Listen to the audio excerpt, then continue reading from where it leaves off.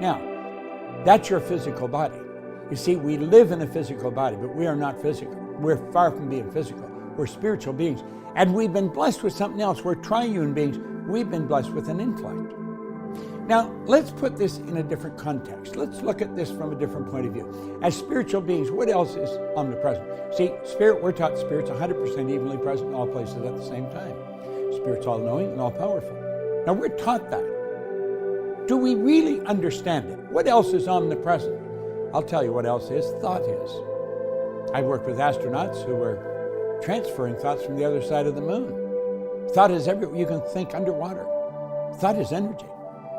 In fact, thought waves are cosmic waves that penetrate all time and space. Thought is the most potent form of energy there is.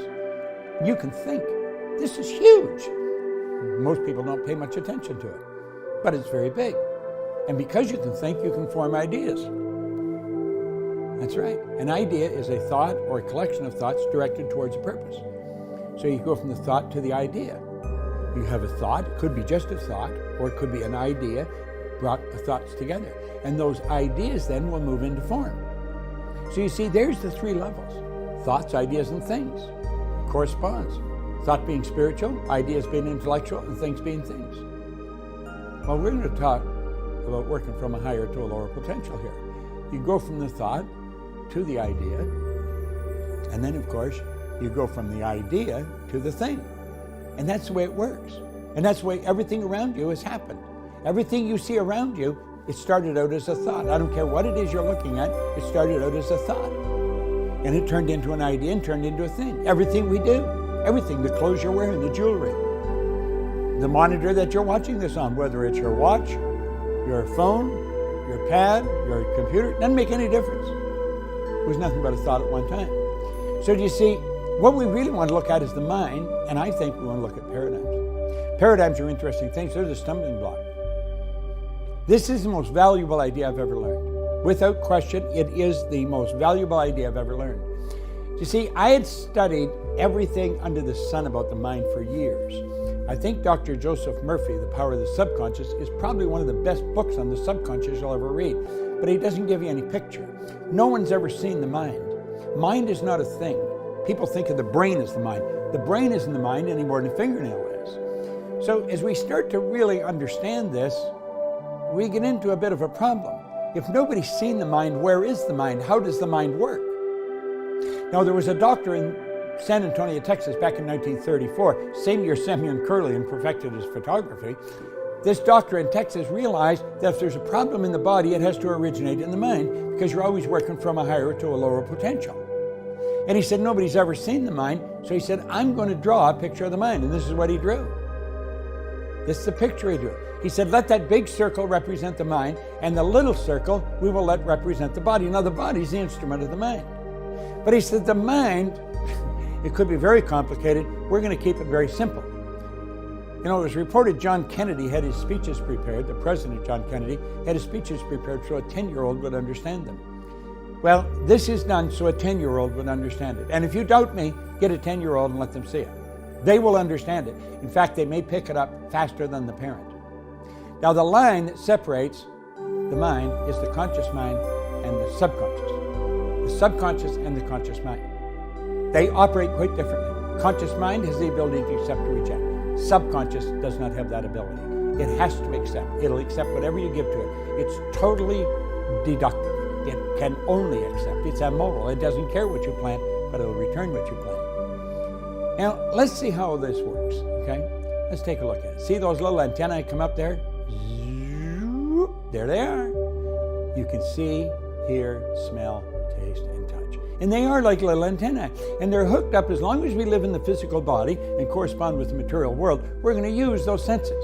Now you can say, what's this got to do with richness? What's this got to do with money?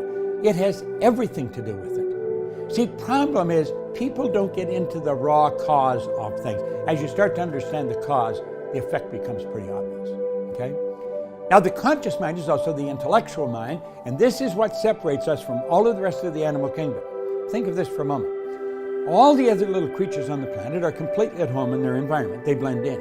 You and I are totally disoriented in our environment, and that is because we can create our own environment. How do we do it? With our intellect. We have all these intellectual factors: perception, the will, memory, imagination, reason, intuition. We hear these words, but do we really understand that they are powers that separate us from all the rest of the animal kingdom? I don't think so. I don't think most people get it. What we've got to do is learn how to utilize these to a phenomenal degree. I've got a very high intuitive factor. If I walk by you, I can tell you all kinds of things about yourself. Your intuitive factor is what picks up vibration. In seminars, if you've seen me in seminars, I tell people what they're like all the time in the seminar. It's not difficult to read. The imagination, everything you see around you, wherever you are, first it was just an idea in somebody's imagination. So as we think about these things, it starts to really make a difference. You take a look at the will.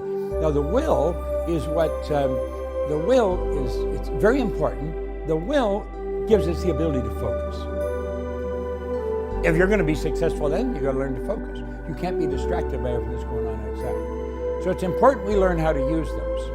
It's so important. Albert Einstein said, the intuitive mind is a sacred gift. That's what I was talking about. And he said the rational mind is a faithful servant.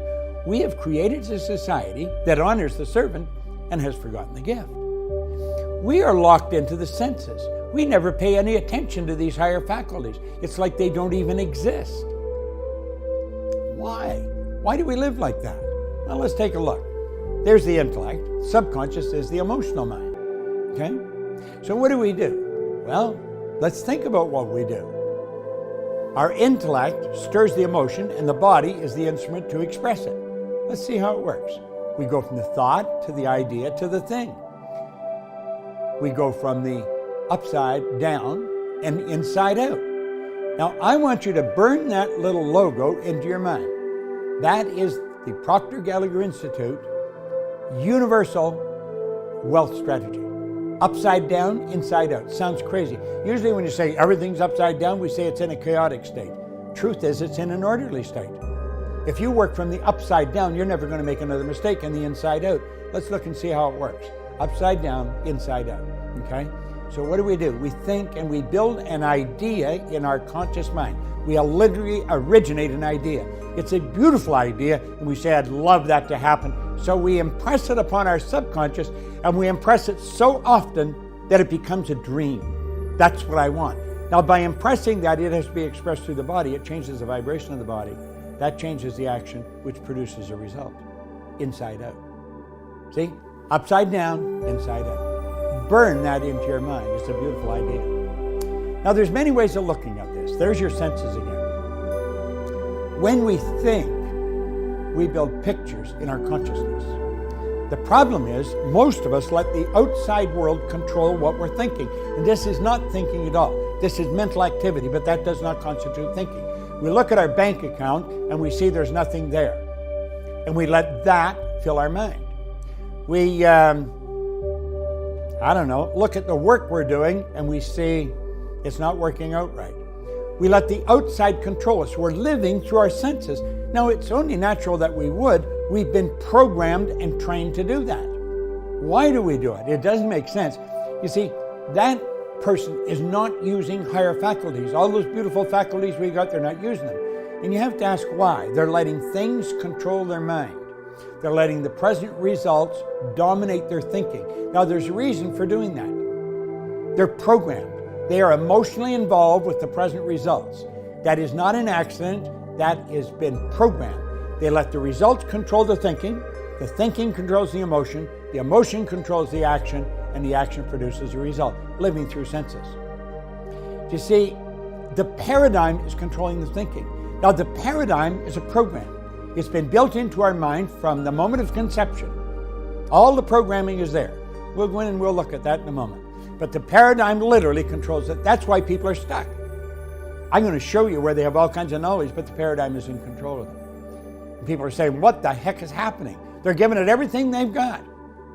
Where did this all start? It doesn't seem to matter how hard I work.